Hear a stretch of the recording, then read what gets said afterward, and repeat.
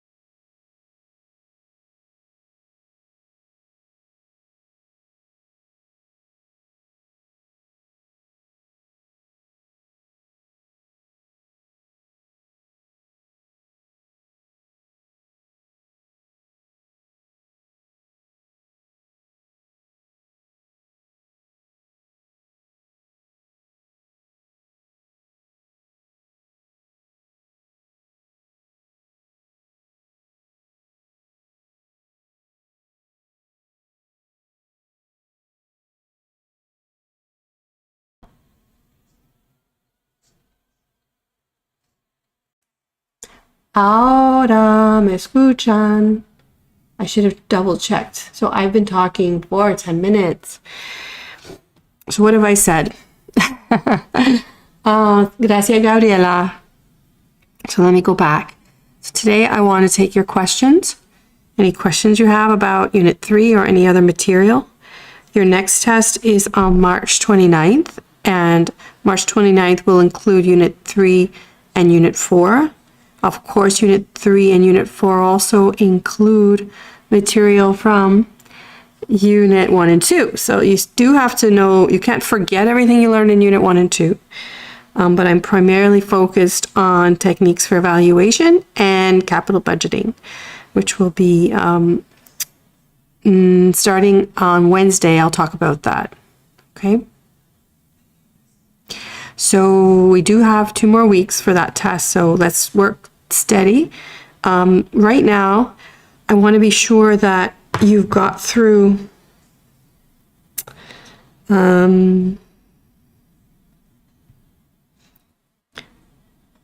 so this material here, I'm asking if any of you have actually completed Unit 3. Has anyone completed Unit 3, which means you watched the video I posted and you were able to look at each of those 3 exercises. You tried them, you checked the solutions, and then you're comfortable with the summary notes that I was just looking at here. So this is a summary of everything you should know from Unit 3. So you can use this as your, well, this is just your summary, but in fact, if some of you feel better by writing in your own handwriting, you can just copy these notes after you've attempted the exercises to make sure you understand synthesizing all that was learned in one page, that you understand the differences between these methods, the benefits of one over the other, and of course, how to use them.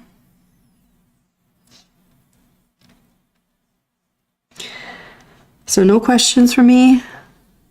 If you want, you can even text my phone. You can let me know if you have a question, but the next test will be March 29th. It'll be like last time, virtual, and during the class period on a Wednesday.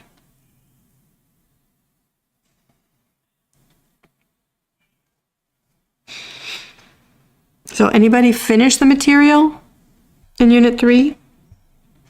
So you need to finish that today and tomorrow, and then Wednesday I'm going to begin Unit 4.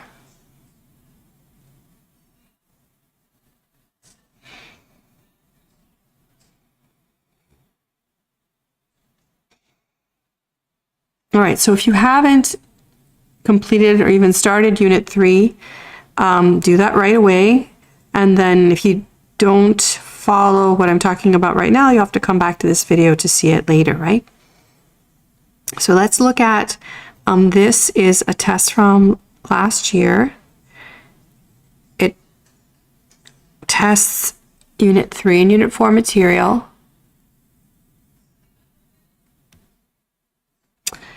And this is a question about the discounted payback system.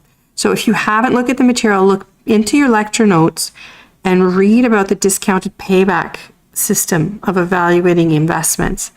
The idea of this unit is, well, let's put it in context. So far, Unit 1 and Unit 2, you learned how to value a stream of cash flows out into the future. And then I used applications like bonds. So a person who's looking at prospectively or potentially purchasing a bond, what would be the valuation of the bond? Purchasing a stock, what would be the value of the stock?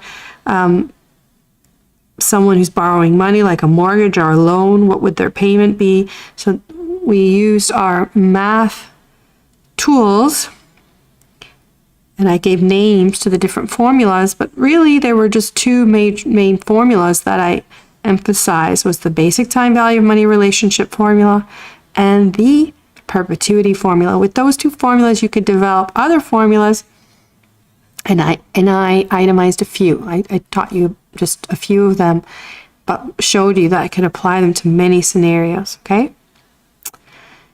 Now we're going to focus on investments, but you're going to use the same tools, like NPV, and introduce a few new ones, all right?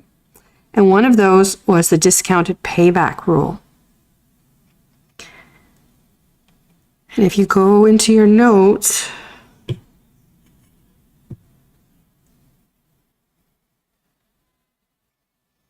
let's see if I can do that.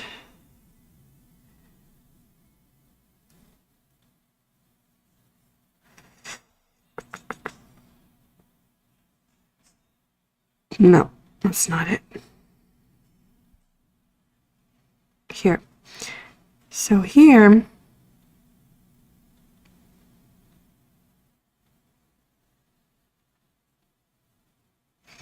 it's these notes here. And I sent you a video that helps you look at them. So let me just focus on the discounted payback rule, which was introduced here. The rule is essentially, even though NPV looks for the dollar profit, right, the net present value of an investment that provides a future series of cash flow, the payback rule provides for a number of years, and it's defined as the number of years to recover the costs of a project. So you can calculate the number of years to recover the costs. So if you invest $1,000, how long before we can recover the $1,000 after the project begins and the money is spent, the investment is spent to finance the project. So what you do with that number is, well, it depends, right? If you're in charge, you can decide if that number is soon enough. If you work for other people, you'll have to ask them, you're going to report to them and tell them it'll take so many years to recover the costs. Is this adequate? That's up to you to decide. If you are just evaluating a project one at a time and investing in all projects that return or recover costs within 2 years, let's say, then what you're analyzing is called an independent project analysis. So using this term independent at the top. And whoever's making the decision establishes a threshold or the maximum number of years that they'll allow to accept a project. The other kind of approach is to say, well, we can only pick one. We can't afford all projects that we recover costs for within 2 years. We have to pick one. And so how you're going to decide between them? Well, maybe you're going to pick the one that pays back the soonest, or you might have some other rule to decide. So that's known as mutually exclusive project analysis. Okay. You with me? So let's see, how do we calculate? Here's an example that I give. The initial outlay, so you're going to have to pay or invest $1,000. If not investing in this project, you'd be investing that $1,000 in a project that provides a 10% return, so $10 for every dollar invested. That's the cost. That's what we call another example of a term that is just for an interest rate in our formula, but we call it the cost of capital. Okay, so it's like for investment projects, that's the terminology. And if you just look at the $1,000 in the first column here where it says cash flow, how long before we get our money back? What would you say if you just look at the first column called cash flow? At what point would you get your money back, recover the cost of the investment?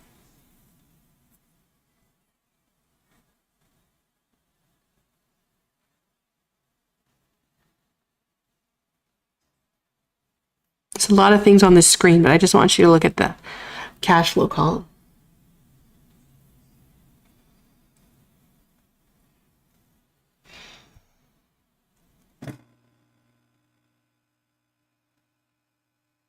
Let me know if the sound is good. It might be too pitchy. It's kind of pitchy, according to my scale.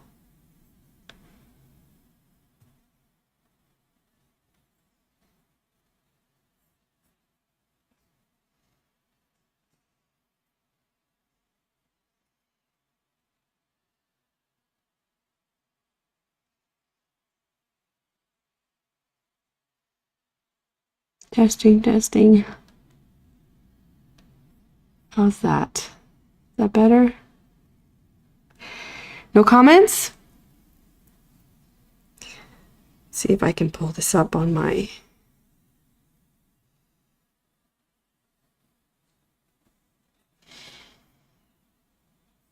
Hold on a moment.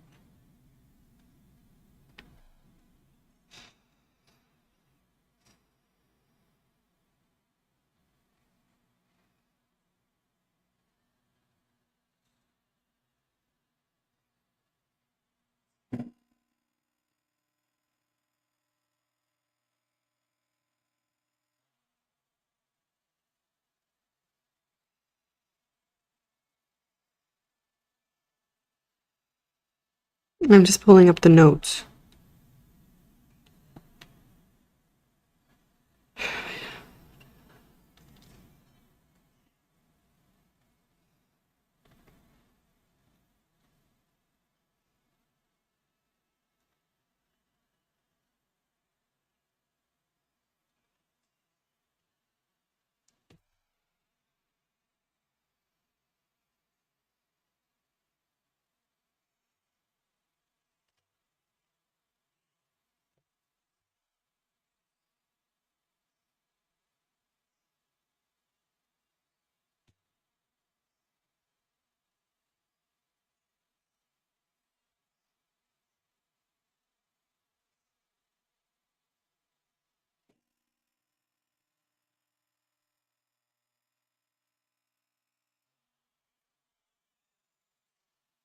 Okay, I'm back.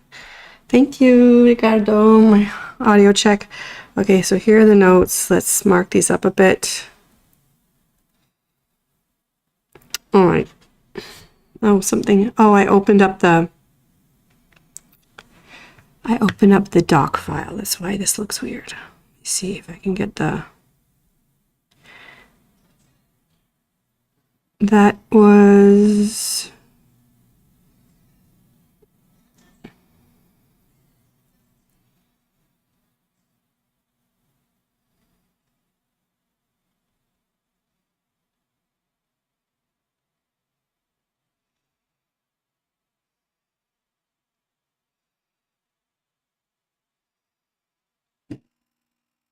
Okay, we'll just stick with this one. All right, so... Oh no, my columns are all messed up. All right, just go back to what I was doing.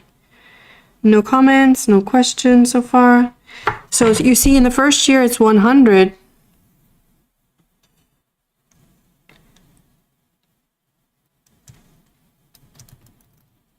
I'll write in the chat. $200. The second year is $400. So that's so far $600. Let's add one more year, $700. So it looks like, oh, I didn't add them. So that's going to be $1,300, right?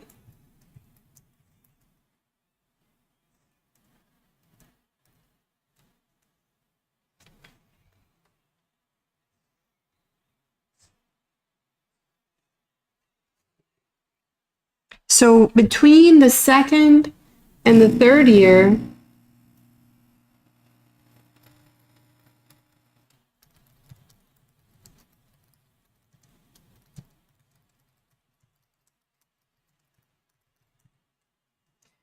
we recover our costs.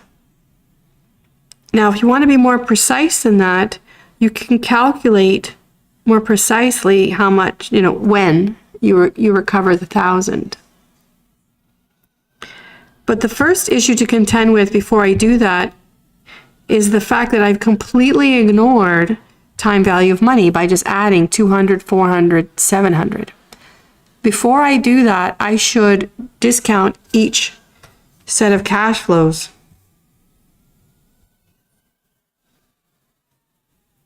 And that's what I do in the next column. You see it says PV of cash flow. And so that is, the first one is $200 discounted one period.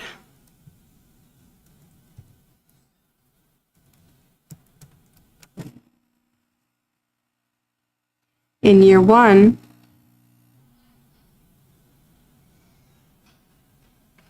it's $200 discounted by 1.1 is actually equal to 182.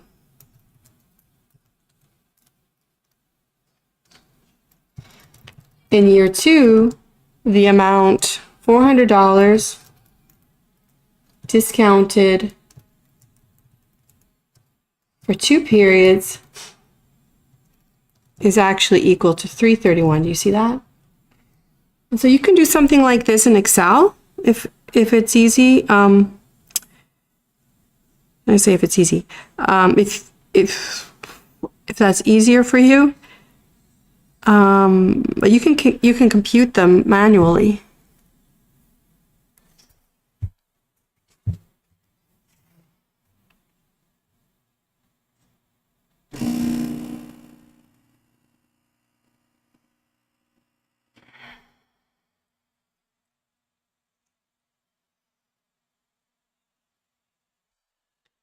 So to do this in Excel,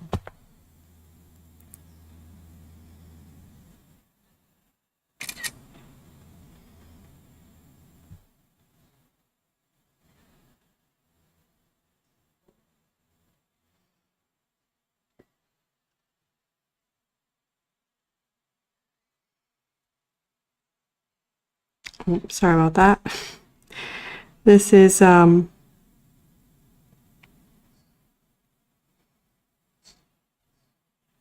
do I have to do here? It's like frozen. Okay, so if I wanted to do this and recreate this here in Excel, I could do that.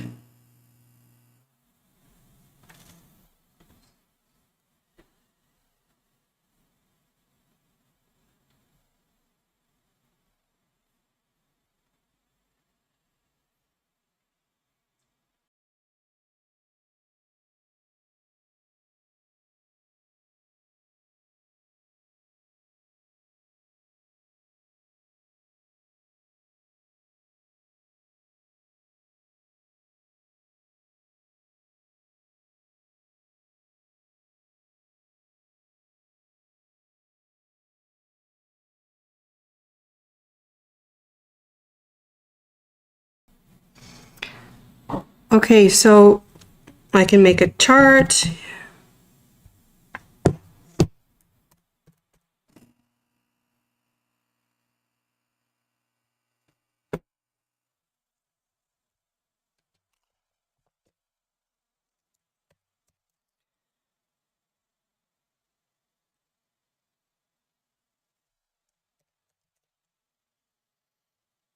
Not sure why it's not letting me.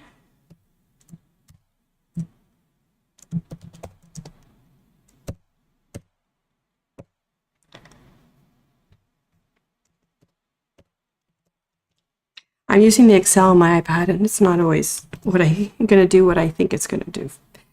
It's a little different. I have to practice more.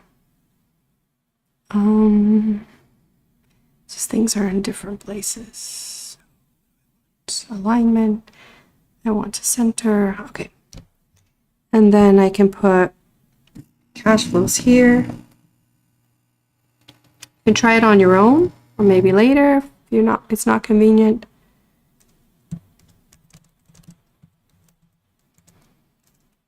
So the cash flows are 200, 400,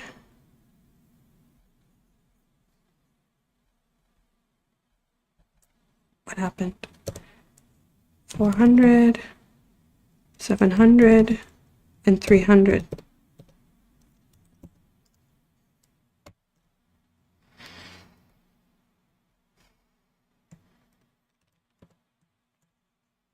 You should format all your columns. How many of you feel strong with Excel? There we go.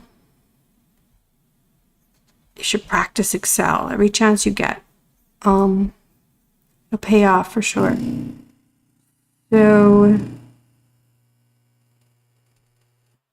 yeah, this looks a little different on here. I want to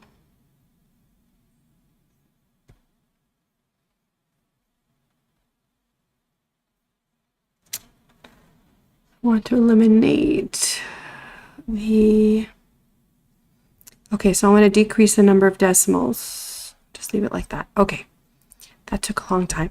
All right, so now if I want the column for the present value, I take this divided by, so I can make a formula, 1.1,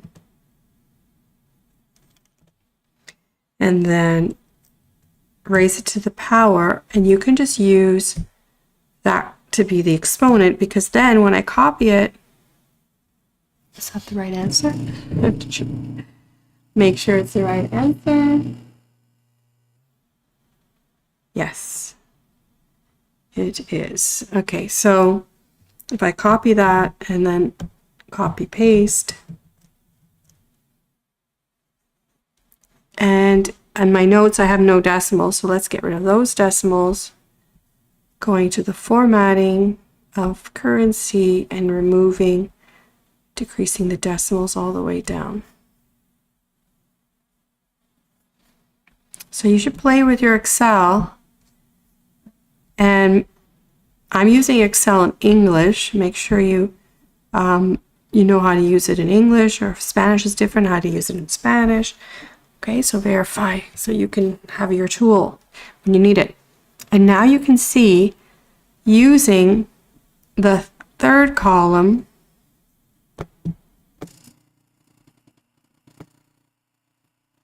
we're going to call the fourth column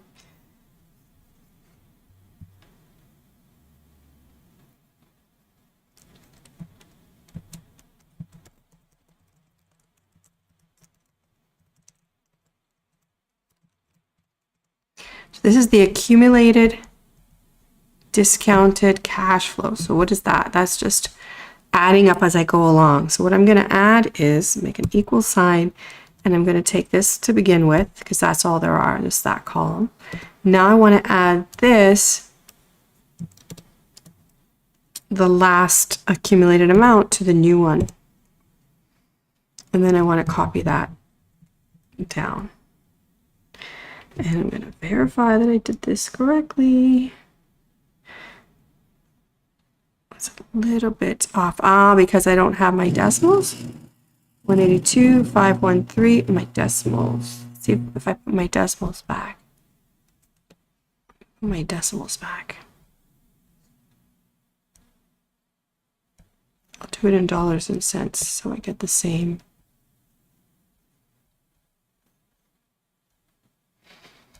It's always an issue if your decimals are eliminated or they're stored but not visible.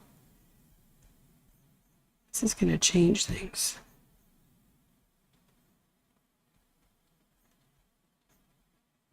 So this 182, 51, nope.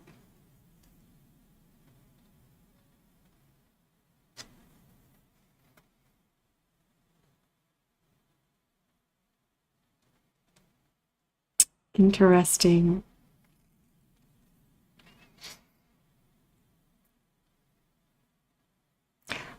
Maybe because, okay, so I think I have the answer. The answer why this chart that I just made. No, Coral, you cannot. Yeah, sorry. Yes, you can. You can use Excel for the exam. Sorry, I said no. Because this is a virtual course, you can use Excel for the exam. And when you use Excel, you have to send it to me. I will make it possible that you can upload the Excel document so I can see your formulas, right? And that way I can see where you went wrong and you can record where you went wrong. So you're going to send me your Word document or your PDF of your handwritten work, and then you can send the Excel document as well. So thank you for asking. Okay, so what I think they did here, I made these notes. Okay, so what is probably happening that I forgot is that I rounded and ignored the decimal places. So in Excel, it's storing the decimals, and that's why this is a little bit different. So just for your knowledge, so if I did this in Excel and kept the decimal places, all of them, it's going to be slightly different than if I completely just rounded off. So rather than 181.82, I just had 182. And then 5 1. Sorry.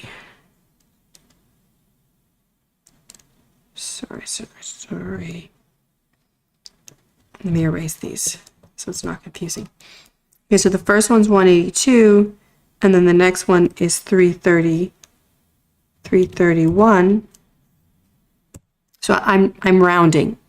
This is it'll give me a different table. 525 would be actually 526, and then 205 rather than 204.90. And now you see these are like in class. So to get the table in the lecture notes,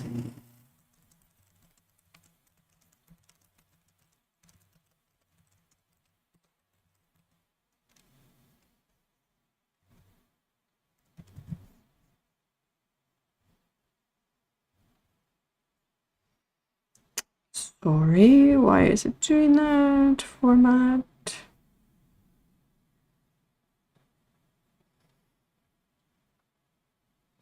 That's not what I wanted. I want to make the alignment wrap text, yeah. Okay, so to get the table in the lecture notes, you actually have to, sorry. You actually have to eliminate or round the decimal places.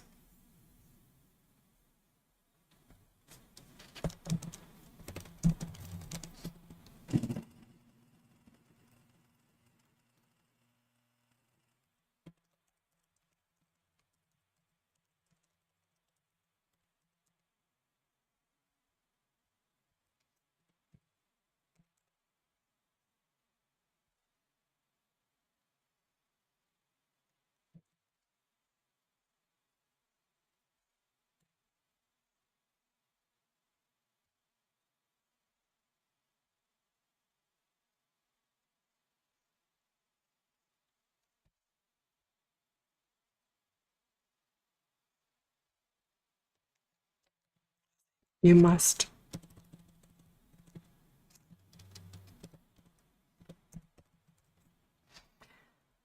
All right.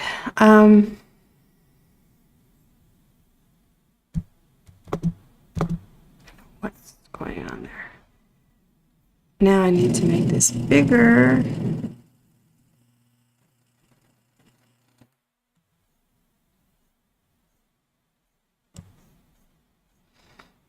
So this is on my iPad. It's very similar on the computer, just a little bit different. Are you with me? Why I did that? All right. So now what? So now I see that between the second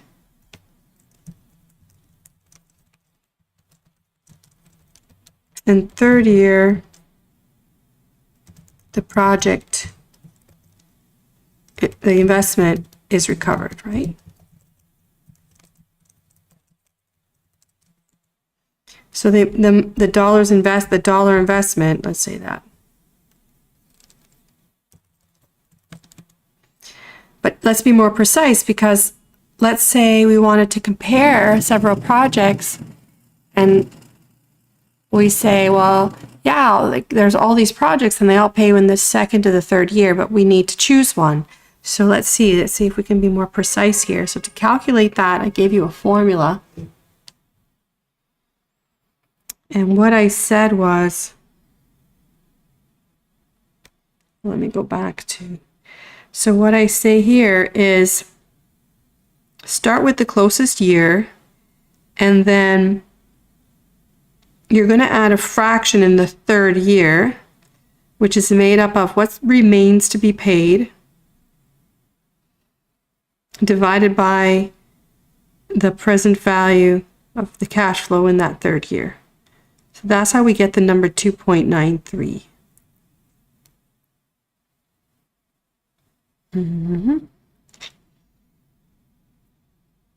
So it's going to be, and this is called the discounted DPBP,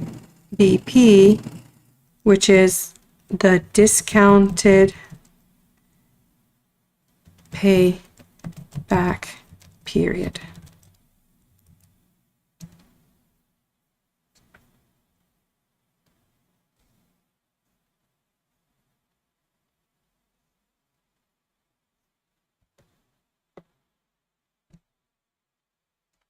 And the discounted payback period is equal to, in words, closest year plus a fraction that's going to be like $1,000 minus what we've paid so far, or what we've received so far, 513, divided by what you make in that third year.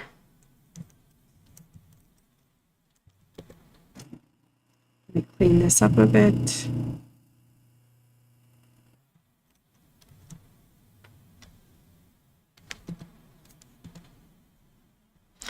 And I gotta put that so that the words stick. Okay, so in words, that is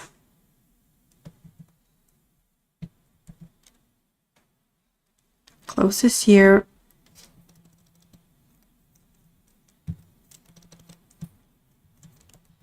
times the dollars invested minus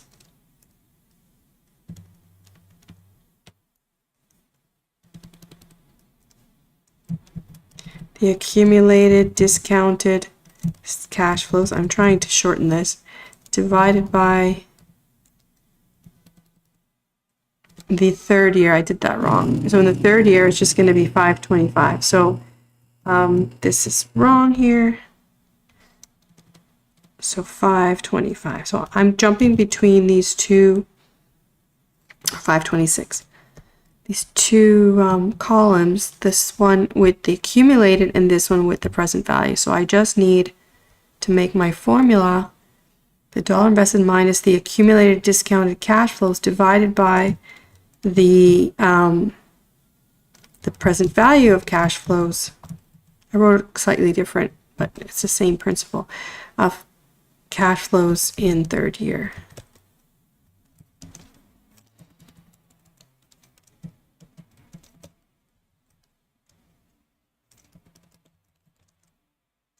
What to call it? I want to make it generic. What did you say? Are there practice exercises already for this? I put 3 sets of practice exercises, Alejandro. Right now I'm just reviewing.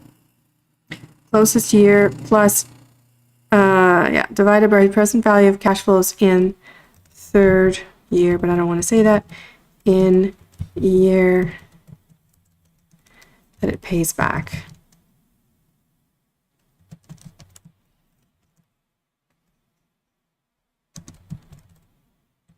So that's my long definition of the formula.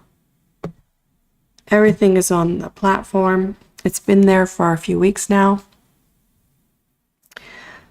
Okay. So the closest year is actually, what is the closest year? What am I meaning here by closest year? So we need to pay $1,000. This is the accumulated. So it happens in the third year.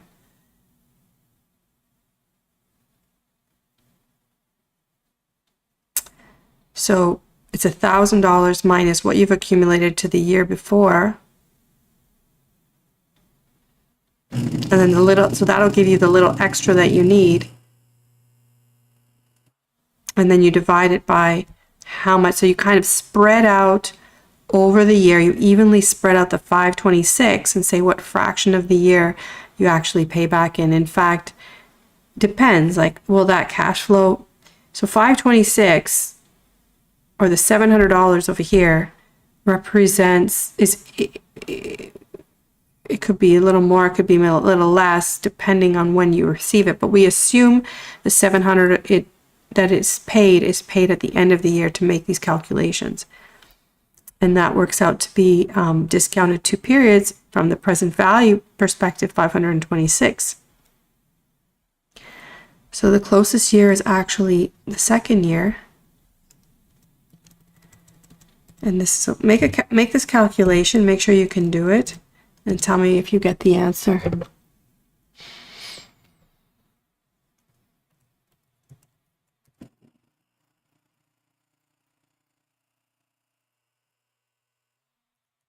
So what I will do is like I did with the first test, is I will post some exercises I'll post some exercises in Connect, but they won't be due till after the exam. So you're not forced to answer them before the exam.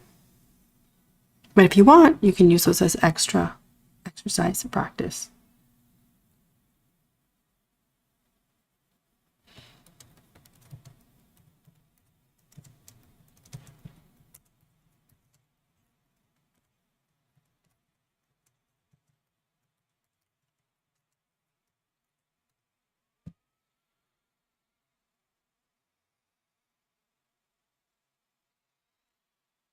So what do you get?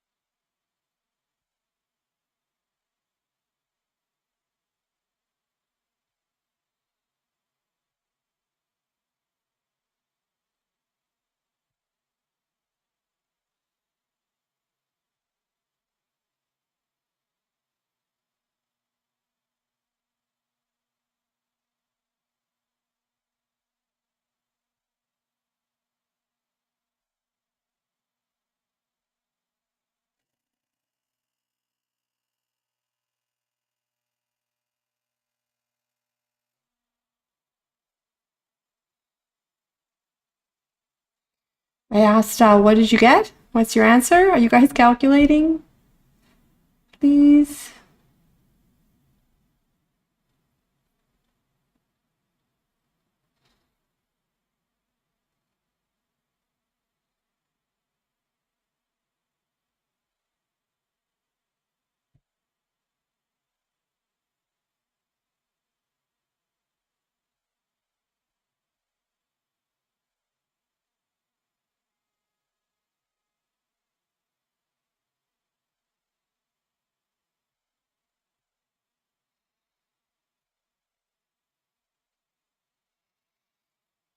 No one.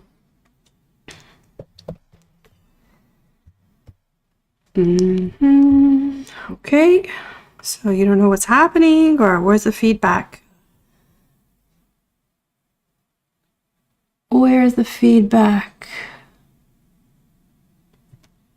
Can you hear me?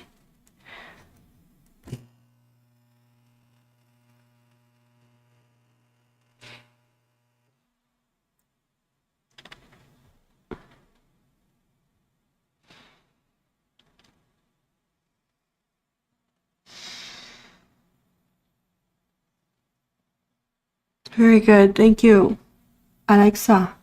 So the answer is 2.93 years. So now you know how we calculated it. And often students ask me, what is the closest year? It's the year before you pay it off, right? The year before you pay it off.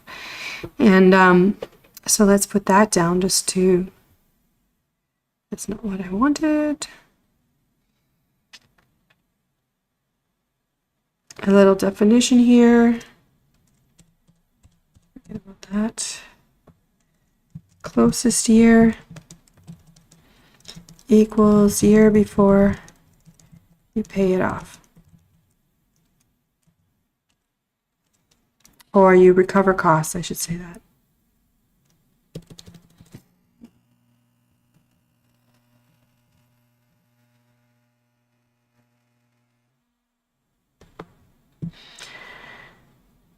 Okay, so you get 2.93. I want you to punch it in. Make sure you can calculate this without problem and that you understand what it is that you're calculating.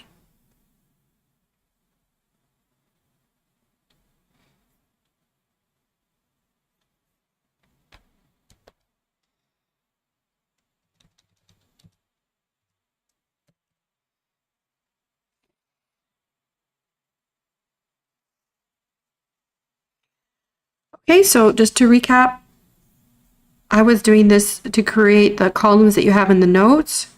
I used the formulas, but then I had decimal places, and my notes function with rounding off the decimals, right? So I had to put those numbers in to get exactly what's in the notes. And then from there, I calculated the DPBP, the discounted payback period. If we don't care about discounting, what would we get? In other words, what is the payback period? Does anybody know?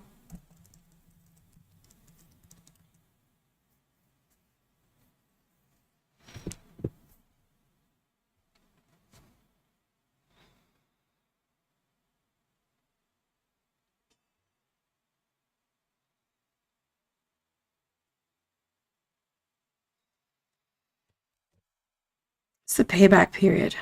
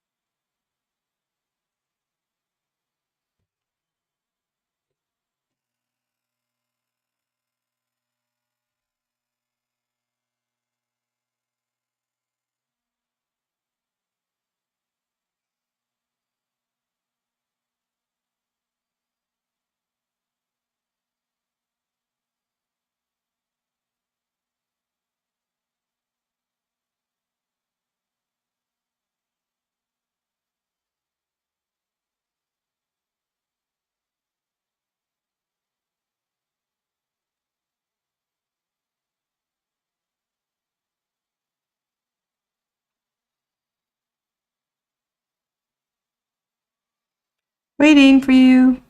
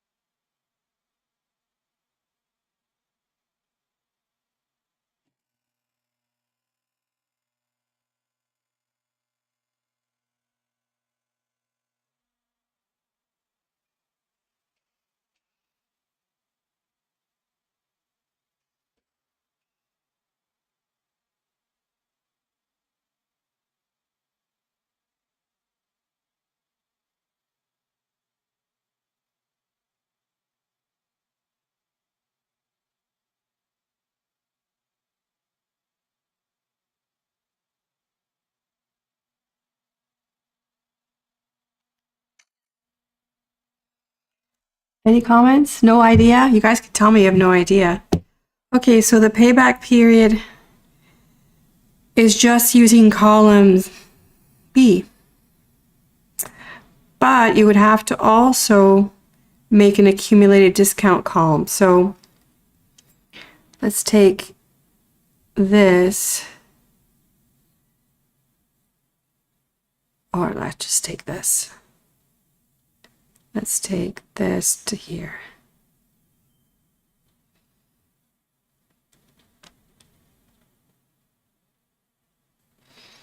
So what you would calculate is,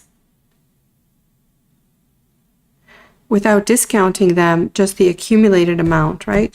So the accumulated cash flows. So the first one would just be the 200. The next one would be the 600. Because I'm adding, I could do it like this, 200 plus 400, and then I'm going to add 600 plus the new 700, and then I'm going to take the 300 plus the accumulated 1300. And so this way,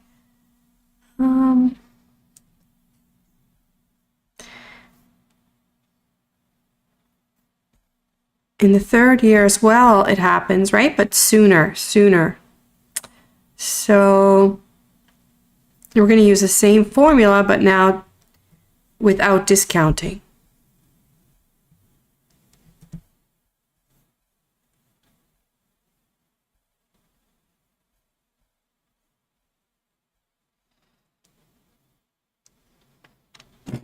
So the closest year is still 2, and you're going to add the dollars invested, still 1,000, and you're going to subtract, in this case, hold on, let me freeze that for a moment.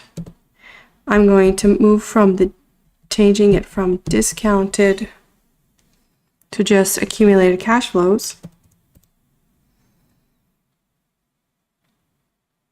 And then just, so we don't want present values, you just want the cash flows. Okay, so that's my new formula. So I'm going to subtract 1,000 by 600, which is the accumulated amount in the second year, and then divide by what's left. Sorry, so that's what's left divided by what's left to recover, and then the third year,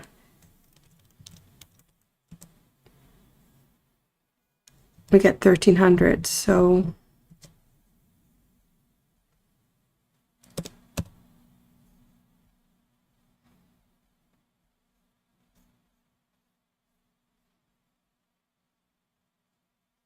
what did I do wrong?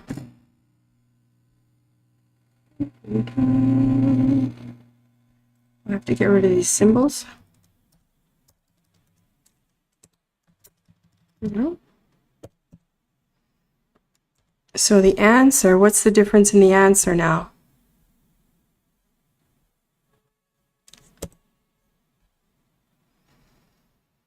So the discounted payback period, because the values have become smaller from taking account of the time value of money, pays back after a longer period, 2.93. But if you ignore discounting and the time value of money, it pays back in a payback period calculation of 2.31.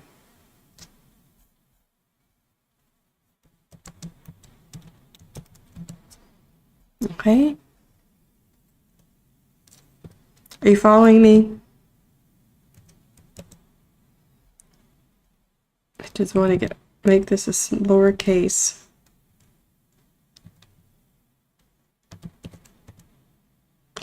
Questions? Can you see my whole screen? Let me check. Yeah.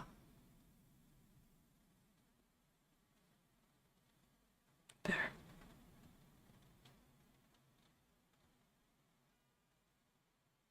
Questions? So I could ask you for discounted, I could ask you for not discounted payback period. You should be able to calculate either of them. Now, why would you use just the payback period?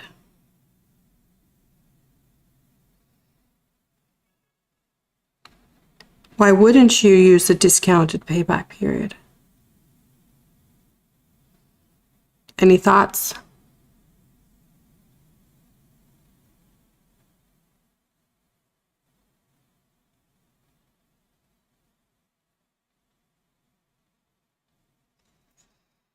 So what's happening is, if you're looking at these cash flows or you're sharing them with executives that are going to make the decision of whether or not to invest in a project,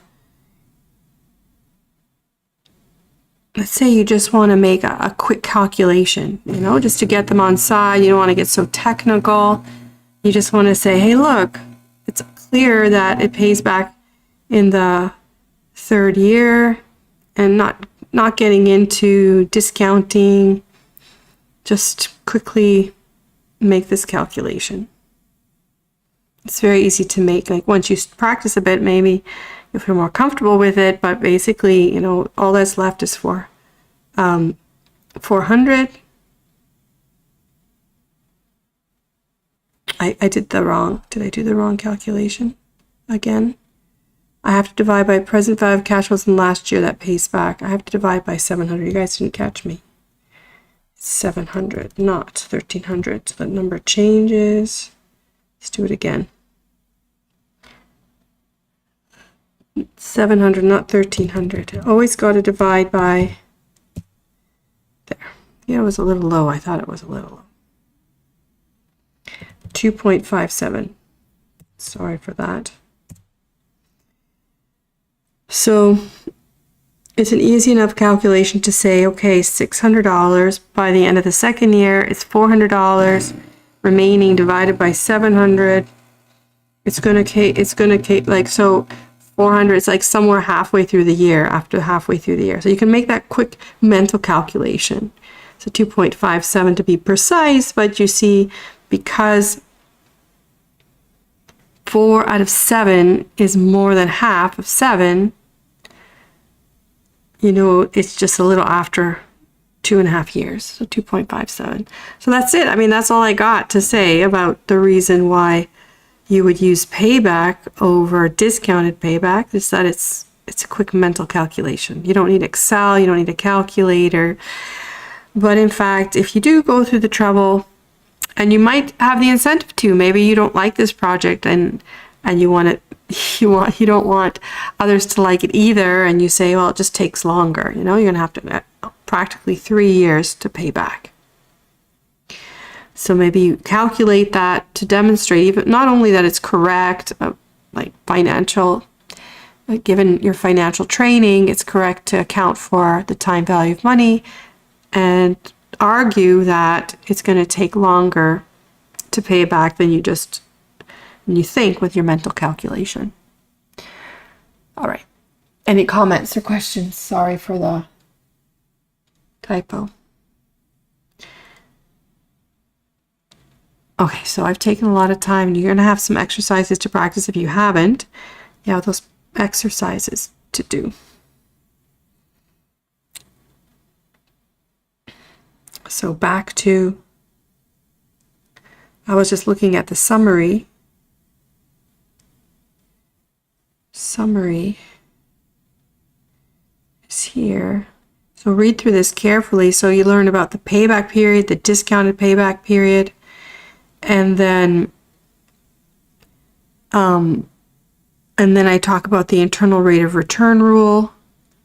And it's clear to me that you guys haven't been studying this yet. So make sure you do that before Wednesday's class. And the profitability index. So there's 4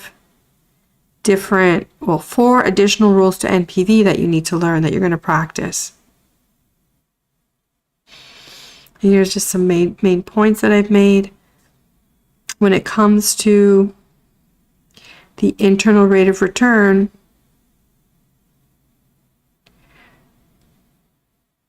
Okay, so here I talk a little bit about the NPV. Then I say when you might want to use the IRR. Calculating the internal rate of return provides a range of discount rates for which the project should be accepted.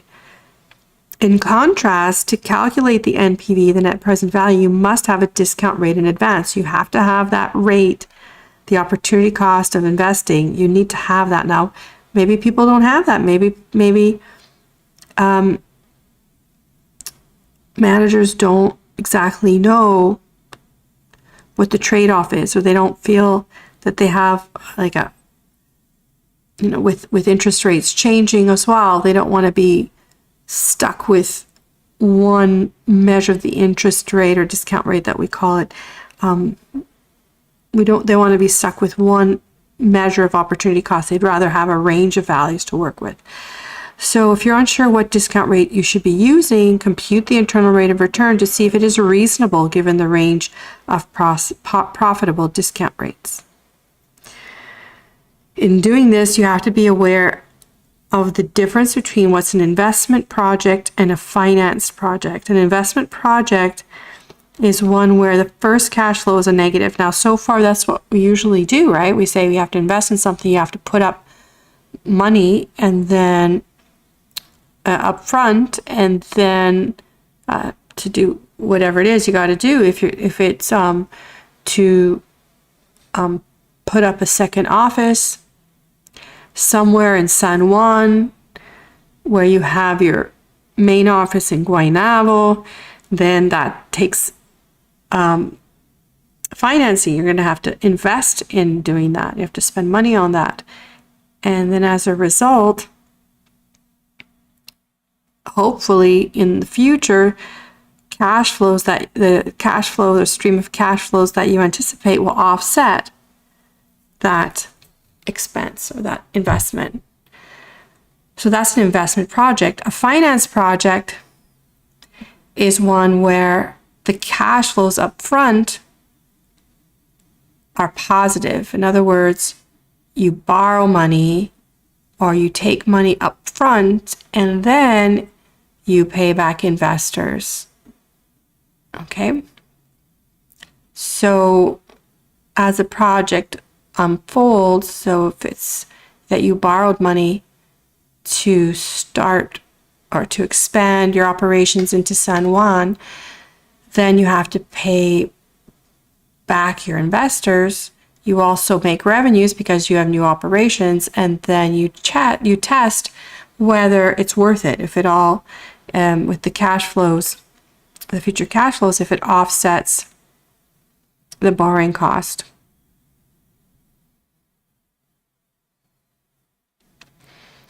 So that's called a finance project.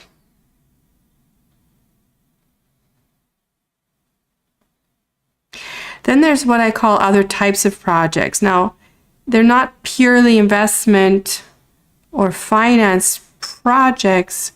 What you're going to see, so there's a pattern. In investment projects, you'll see the pattern of cash flows. The first cash flow is negative and the rest are positive.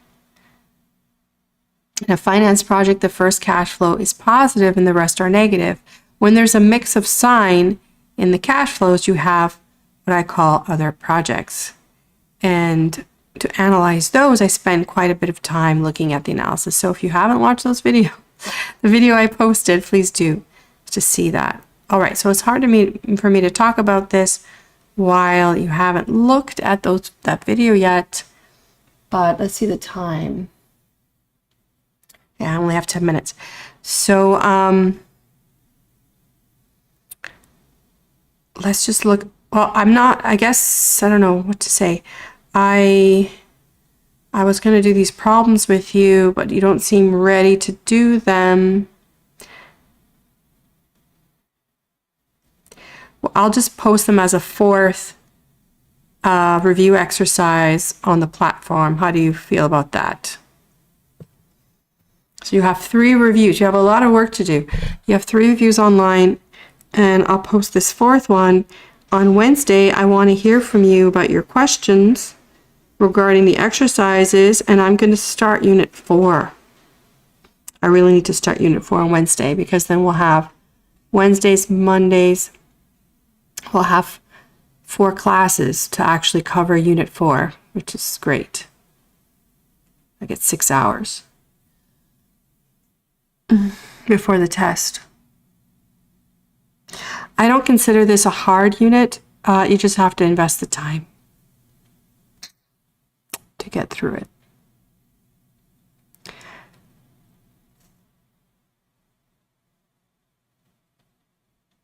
Let's try the first one together. We have a few minutes.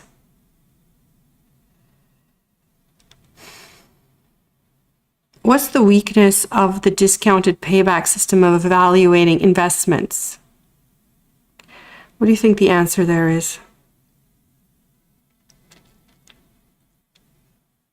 And if you watch the videos, you'll be able to answer these questions better or well.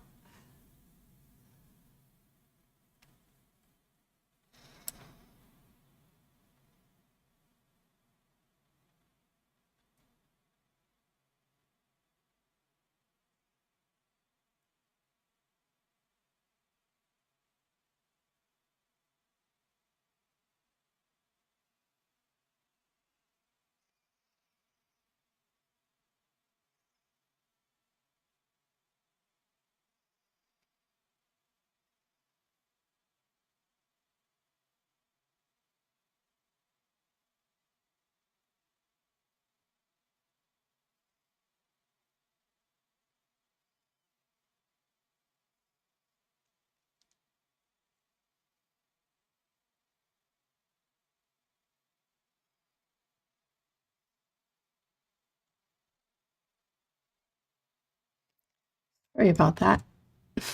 Moved it.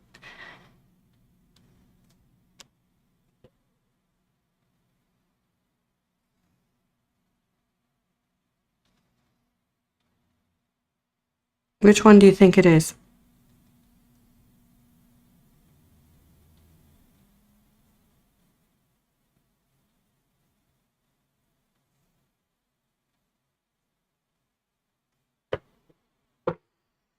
Well, you're tempting me to leave it to you. So what I'm going to do is this. You guys really need to review your material. So I'm going to just post this up. I'm not going to post the answers, all right?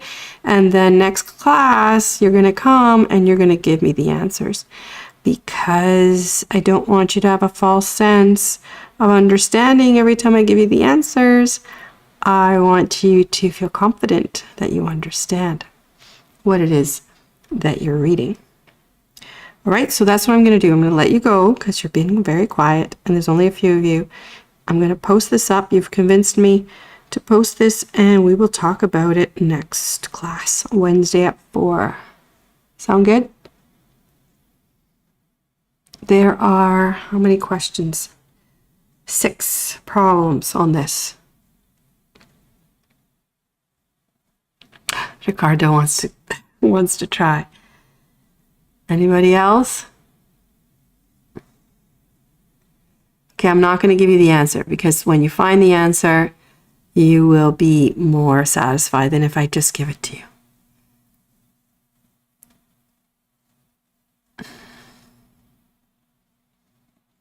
Okay, so let's do that. I'll say good afternoon, buenas tardes, and good luck with the material. See you on Wednesday.